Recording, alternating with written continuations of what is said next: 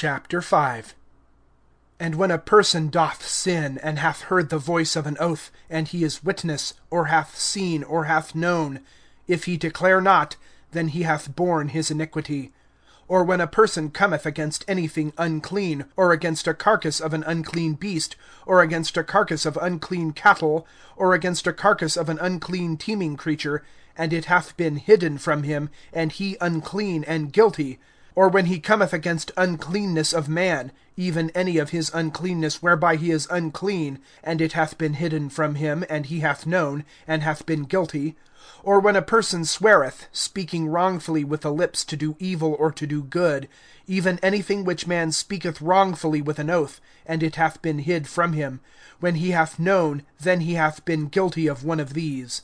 And it hath been when he is guilty of one of these, that he hath confessed concerning that which he hath sinned, and hath brought in his guilt offering to Jehovah for his sin which he hath sinned, a female out of the flock, a lamb, or a kid of the goats for a sin offering. And the priest hath made atonement for him because of his sin. And if his hand reach not to the sufficiency of a lamb, then he hath brought in his guilt offering, he who hath sinned, 2 turtle doves or 2 young pigeons to Jehovah, one for a sin offering, and one for a burnt offering. And he hath brought them in unto the priest, and hath brought near that which is for a sin offering first, and hath wrung off its head from its neck, and doth not separate it.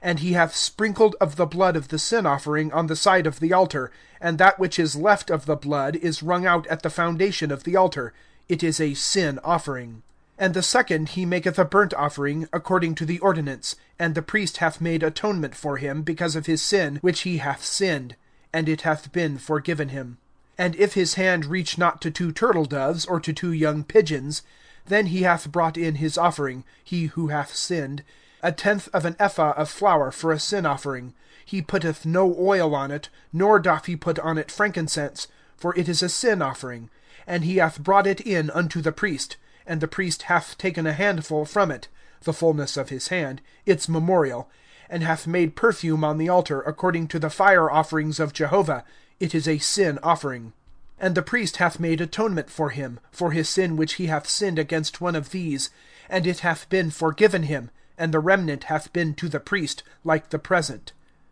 And Jehovah speaketh unto Moses, saying, When a person committeth a trespass, and hath sinned through ignorance against the holy things of Jehovah, then he hath brought in his guilt offering to Jehovah, a ram, a perfect one, out of the flock, at thy valuation in silver, shekels by the shekels of the sanctuary, for a guilt offering. And that which he hath sinned against the holy thing he repayeth, and its 5th is adding to it, and hath given it to the priest, and the priest maketh atonement for him with the ram of the guilt offering, and it hath been forgiven him.